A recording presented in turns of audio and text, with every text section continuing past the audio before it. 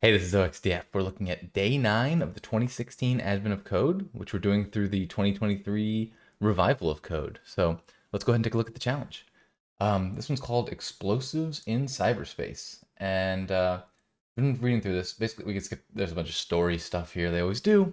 But basically, we're going to have strings that are compressed. So this one, nothing happens. But like when we get this A 1 by 5 B, C, that means take the next one character, so B, multiply it 5 times. So it's going to become A, 5 B's, and then C, which is right here. And then 1 into the length.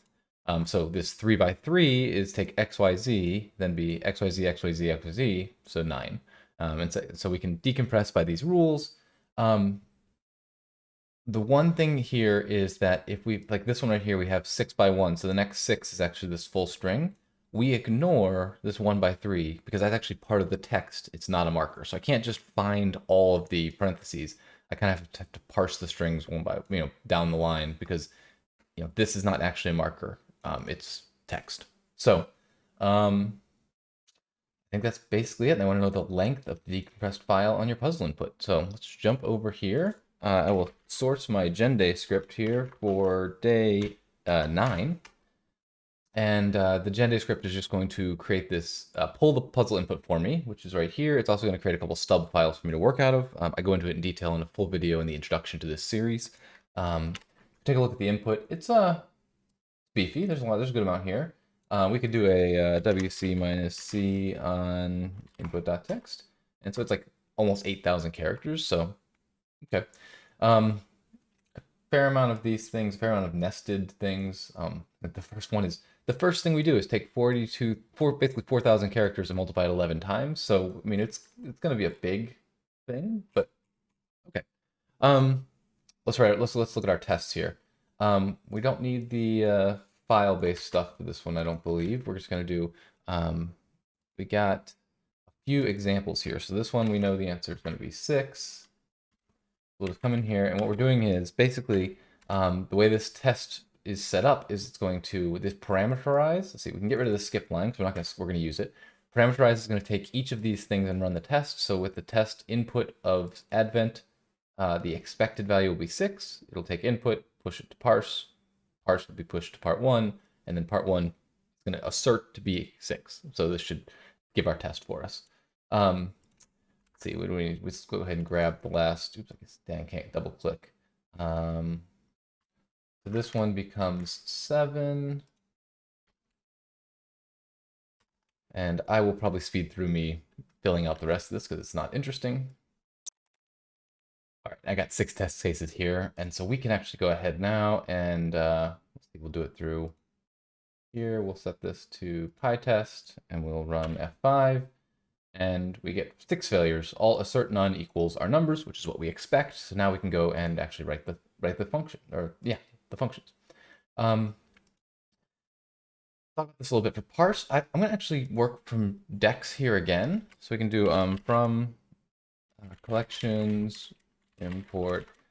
And I think this is just to give us some speed over what a string might give us. I'm not totally sure on this it's necessary in this case, but we're going to go for it. So we're going to say return deque of puzzle input. And so all we're going to do is just take our string, convert it to a deque. And that'll give us really easy popping off of the end of the string and working with it that way.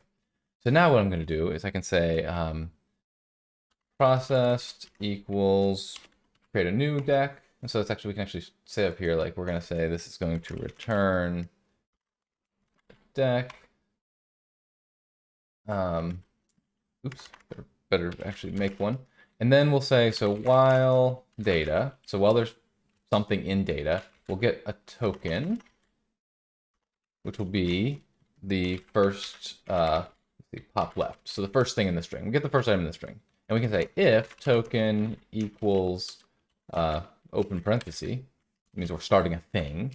Then we can do like, let's see, we'll get the rest of it. So we'll say while not token dot ends with, like that. So while we don't end with a close parenthesis, yeah, because there's no chance of us having us like there's no tokens, there's no the compression things inside compression things. So the first one close we get is going to be what we want. We're going to say token plus equals data pop left. We'll get the next item. So now once we get through that, we know we've got the full token. So we can say num, comma, I guess we'll call it like repeat is equal to, and what do we need here? We're going to take token. We don't need the starting parenthesis or the ending one, so we'll just do like this. Basically, we know we can cut a character off each side. And then we can do split on x. And then we need to turn each of those into an int, really. Oops, let's get rid of that. And so I'm actually going to, let's see. I think we can just do map int, and that's going to apply the int function to each result here, and then the result will get split out into these two items. And then we can say repeated string is equal to dot join data dot top left for range for length in range num. So that means we're going to pop off the num items from the string and then save it as a repeated string here. And then we can say processed plus equals deque repeated string times repeat. So we're going to grab the next num characters, save them as repeated string, and then we're going to multiply it times repeat and turn it into a deque and add it to processed so that we now have our process string. And that's basically all we need to do. We can also say, we can go down here and say else. If our initial thing is not that, then all we're going to do is processed.append token, and we're done with that. And then we can return. Oh, I guess I need the len of, so we're returning int, not a deque. Return len processed. Let's see, that would work right away. Ooh, nice. Cool. So we basically are just working through our queue, and that works nice. I guess we'll try it on the current file. Let's run this. Now we run F5 here. I changed it to current file, so it's going to run my actual thing, which based on my stub is going to read input.txt. And we get an answer. Get lucky today. Nice. Okay, part 2. Take a read. Okay, so now we're doing version 2 of the format. So basically we're throwing out what we did before, or we'll use what we did before, but with some tweaks, I guess. And in this one, let's see, it has to do with how we have these embedded markers. So before, when I took 8 characters here, I just ignored the fact that this was a marker and moved on. Now I have to say, well, if there's a marker in here, actually process the internal one first and then the outer one. So in this case, I would take ABC, multiply it 3 times, and then grab the next 8 characters, which will be ABC, ABC, AB, and multiply that twice, and do that twice. So that turns out, let's say ABC, ABC, ABC. Oh, yes, there's the first decompressed. And then that, not sure that's triggering that marker twice. I guess they're kind of talking around it, but they don't actually give me, they don't even give me the output. So I don't need to be testing output here. I need to just worry about length. And let's see. And they also say here that they probably don't have enough memory to decompress the whole file. So they tells me they've designed this file in a way it's going to blow up big. And so instead, I need to come up with another way to track the length. So that's fine. We can manage that.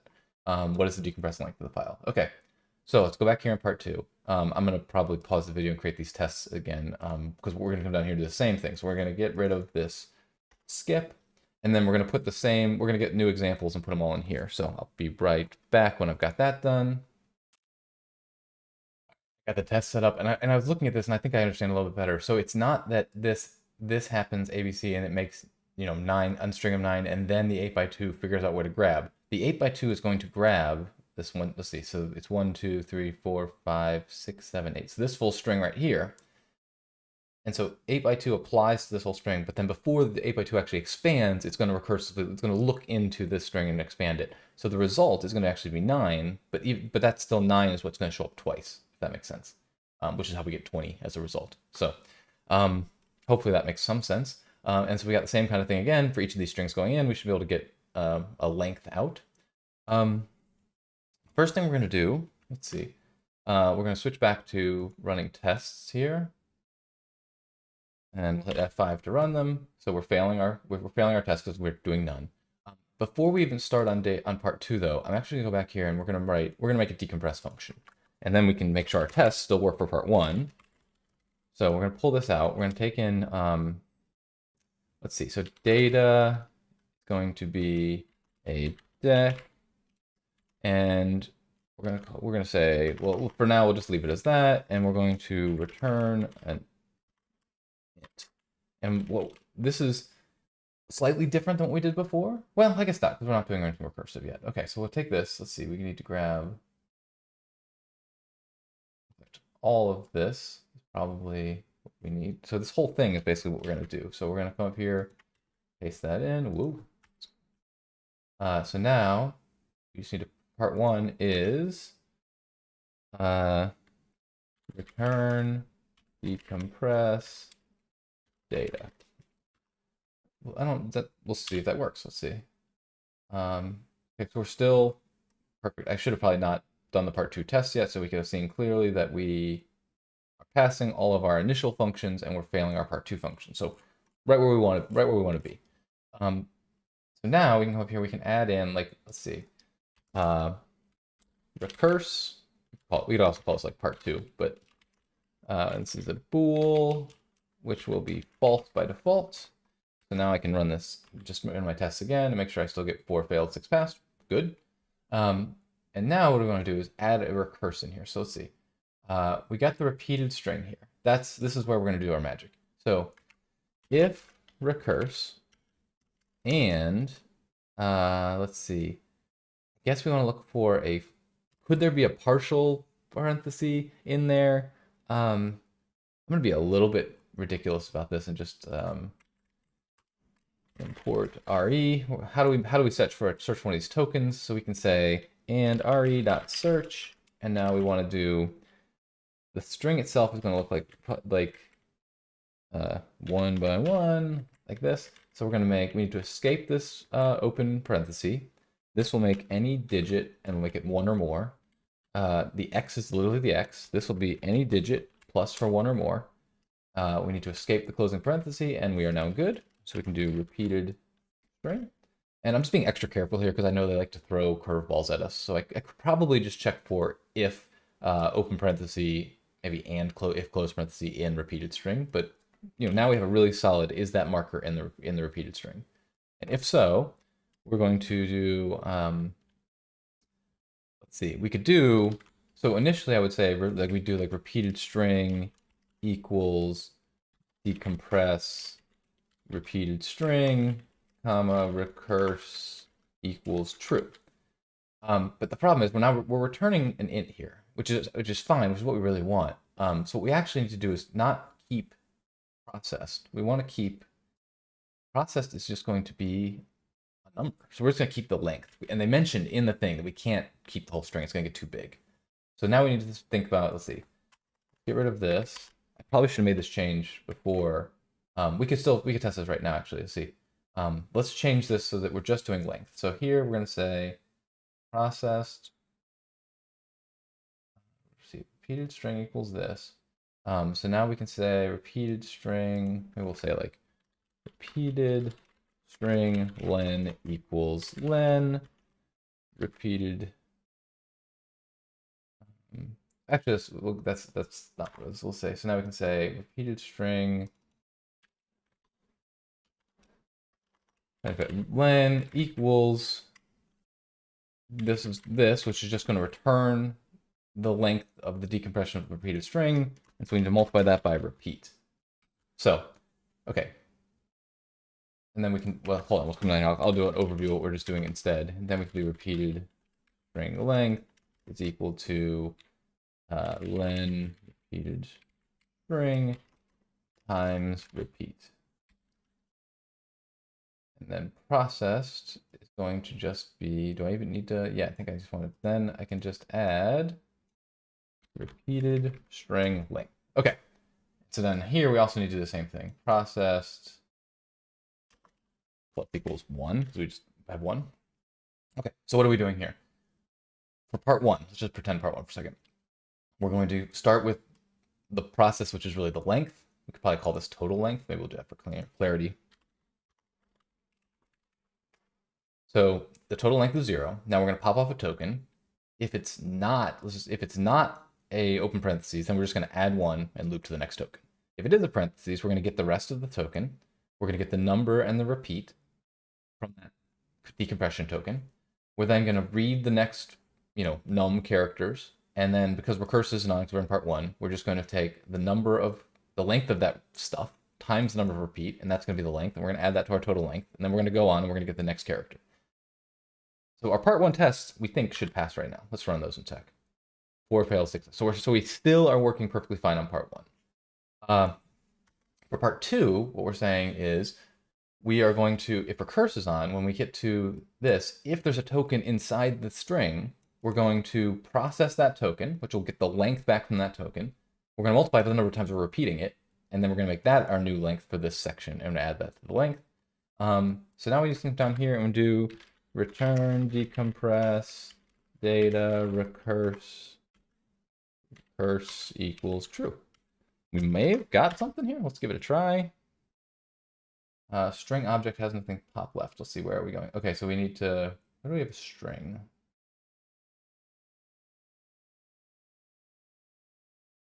Data. We need to pass decompress into, we need to make this a deque. I'm not sure, again, we probably could be doing this with strings, but since we started with deques, let's just stick with that. Boom, we passed all our tests. We will come up here, we'll change this to current file. We will run on day 9, F5. And we didn't get a part 2.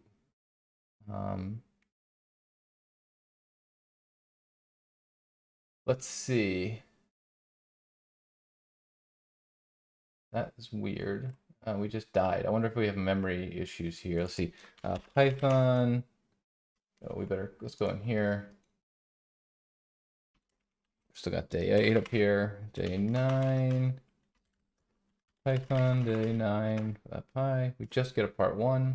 Let's add some print. Test. Print. Test. Say something, make this test 2. So we are getting to test 2. We're just failing. We're just not getting any data back. Let's try this. Maybe we can debug. Solution 2 is 0. Solution. It's definitely not supposed to be 0. Let's see if we can take a look and see what we're missing here.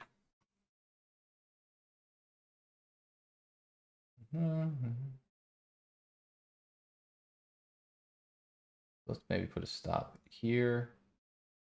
Rerun. And we don't even get there. Maybe our regex is bad. Let's see. Stop here and rerun. Let's see.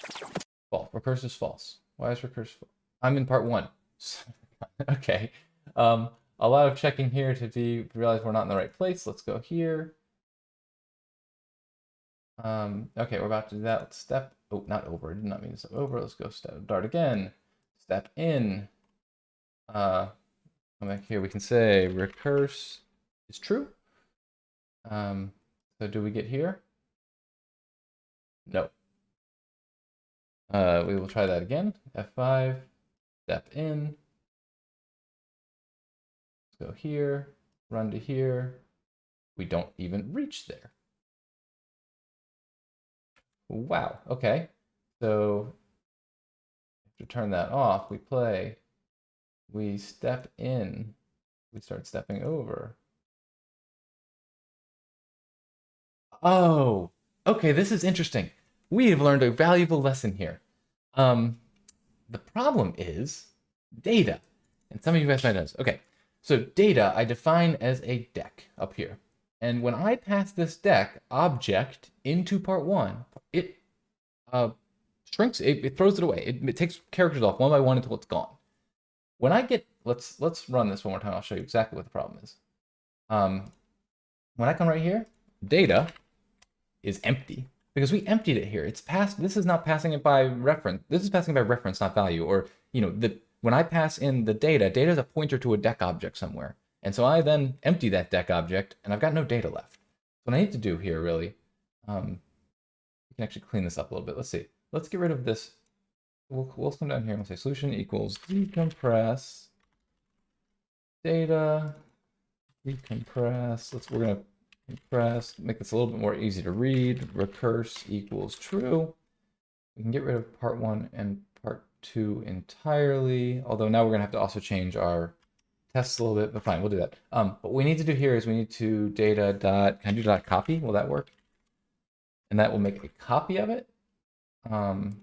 Let's rerun this and stop here at part 2. So we run to here. And now if I do debug console data, I still have data here because I copied it and sent a copy into the decompress. So I think this actually should be fine now.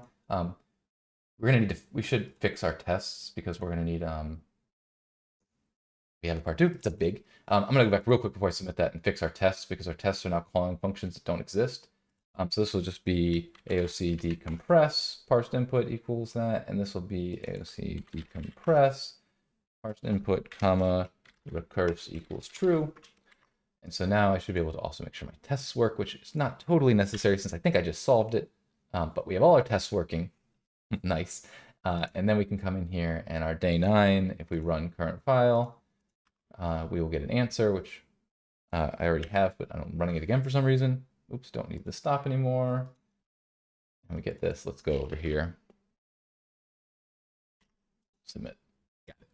That is a really valuable lesson about how you handle objects in Python. And one that I'm a little annoyed it took me so long to realize, but useful one, I think. So thanks for hanging out with me today. I'll talk to you next time.